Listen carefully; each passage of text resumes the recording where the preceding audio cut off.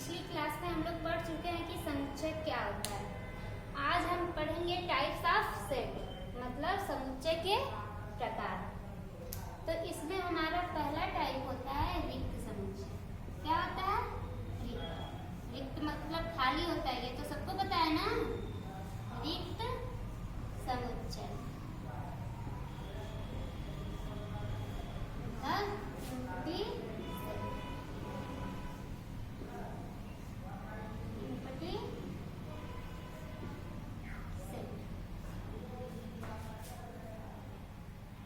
हम empty set को हमेशा फाई से डिनोट करते हैं।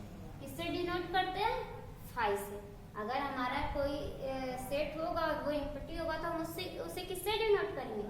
फाई से। अब हम ये समझते हैं कि हमारा रिक्त समुच्चय होता क्या है।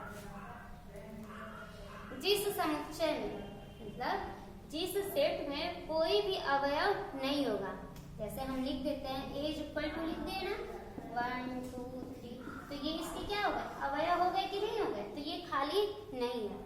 अगर हम ए इक्वल टू बस ऐसे लिखते हैं, ए इक्वल टू हमारा क्या है? ऐसे, इसमें कोई अवयव है, कोई नंबर है, कुछ भी नहीं है, तो ये हमारा क्या होगा?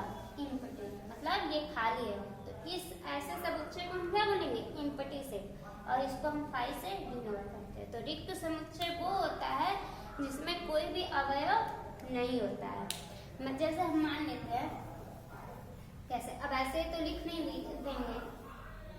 अगर हम मान लेते हैं कि ऐसे, अगर हम कोई सेट ले लिए ए इक्वल टू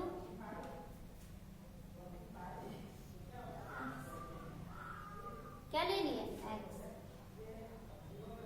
और एक्स क्या है हमारा? X is equal to 4, x is equal to 4।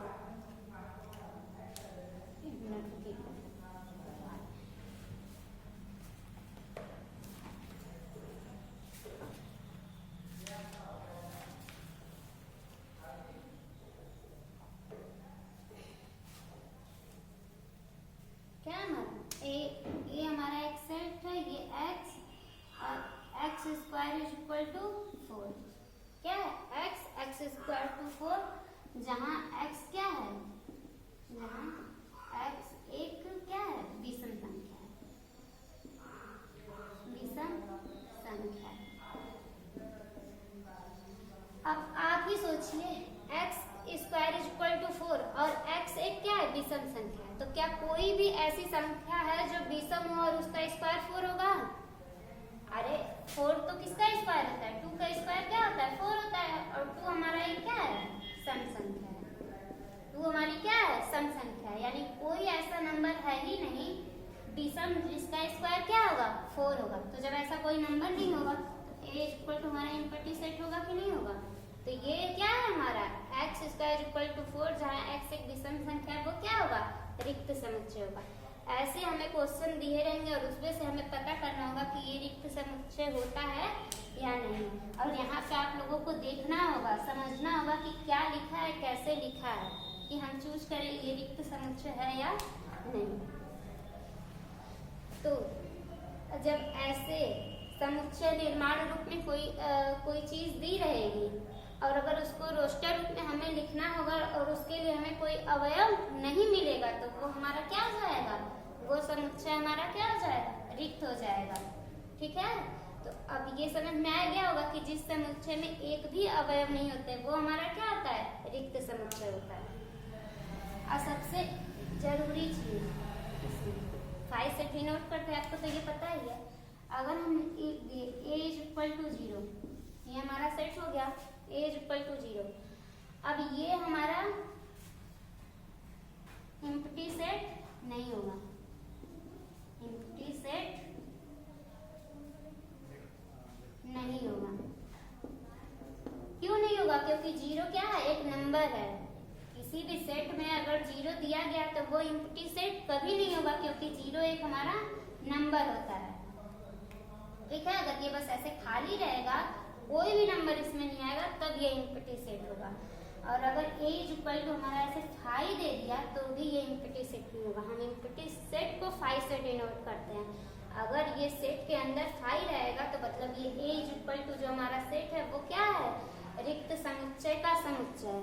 क्या हो गया जाएगा हमारा, रिक्त समुच्चय का समुच्चय। ये हमारा कोई रिक्त समुच्चय नहीं होगा। आ गया रिक्त समुच्चय समझ में आप लोगों को, एम्प्टी सेट।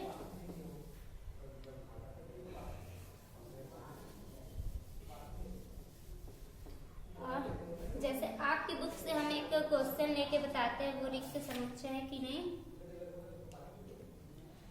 अब जैसे दे दिया गया है आपके प्रश्नावली 1.2 के पहले का पहला क्वेश्चन क्या दिया है, क्वेश्चन नंबर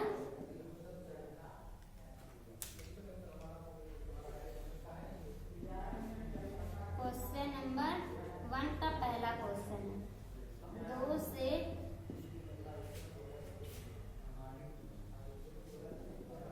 भाज्य विषम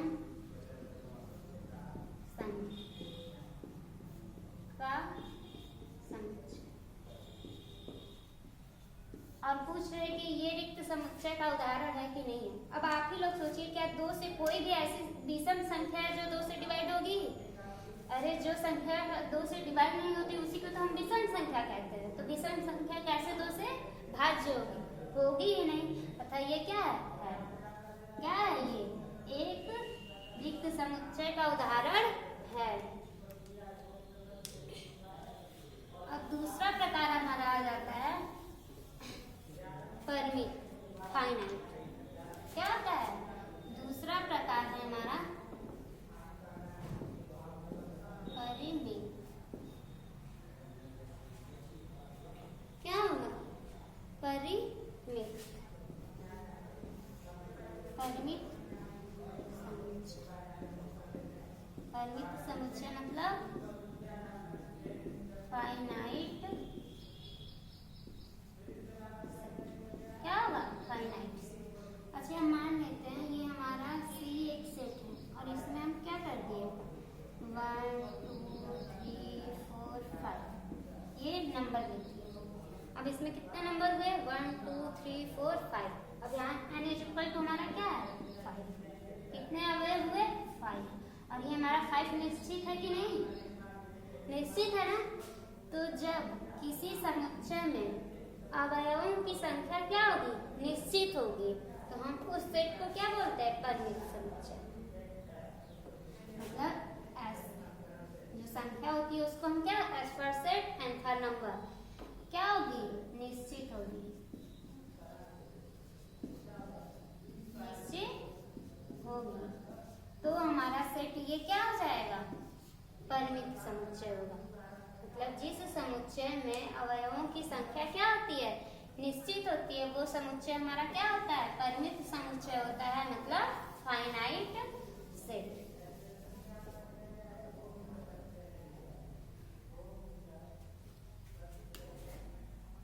और दूसरा हमारा हो जाता है अपरिमित।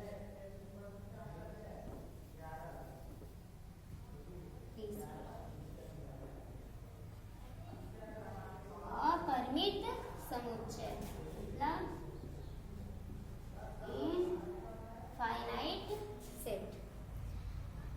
अगर हमारा कोई सेट A है, ठीक है, और अगर हम इसको लिख देंगे 1 2 3 4 डॉट डॉट डॉट। अब इसके आगे तो हम कुछ भी लिख सकते हैं, इनफाइनाइट मतलब इनफाइनाइट तक इसको बढ़ा सकते हैं। तो इसमें जो अवयव है उसकी संख्या तो निश्चित नहीं है ना। जब समुच्चय में अवयवों की संख्या निश्चित नहीं होती है तो उसको अपरिमित समुच्चय कहते हैं, इनफाइनाइट सेट बोलते हैं। ठीक है, इनफाइनाइट सेट समझ में आ गया होगा आप लोगों को। अब जैसे यहाँ हमारा हो जाएगा Sn क्या होगा, अनिश्चित होगा।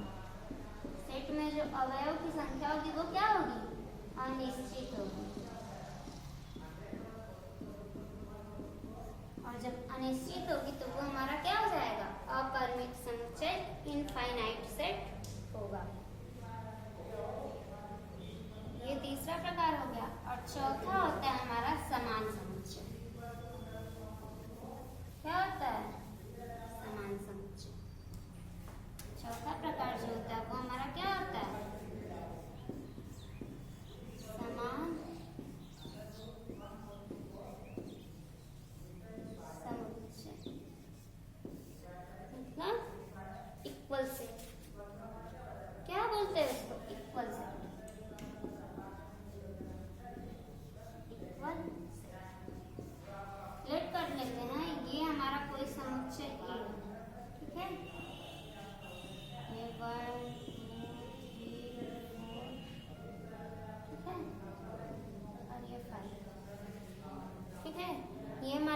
समुच्चय ए हो गया, ठीक है। और अगर हम समुच्चय बी लिख दे तो ऐसे 5 लिख दिए, 2 लिख दिए, 4 लिख दिए, ठीक है, 1 लिख दिए, 3, ए और बी। अब देखो यहाँ पे भी 1 2 3 4 5 है और यहाँ पे भी 5 2 4 3। जो नंबर है वो क्या है, सेम है। इसमें भी 1 2 3 4 5 है और इसमें भी 1 2 3 4 5 है। मतलब हमारा क्या हो जाएगा, A is equal to B, मतलब सेट ए सेट बी की क्या है, इक्वल।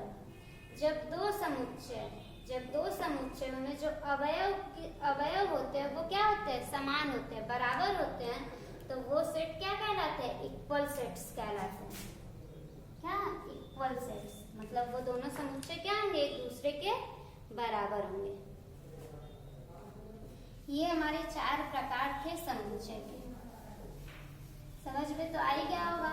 अब इसके आगे हमारी एक्सरसाइज शुरू होगी अगली क्लास में, एक्सरसाइज 1.2। अब अगली क्लास में हम इसको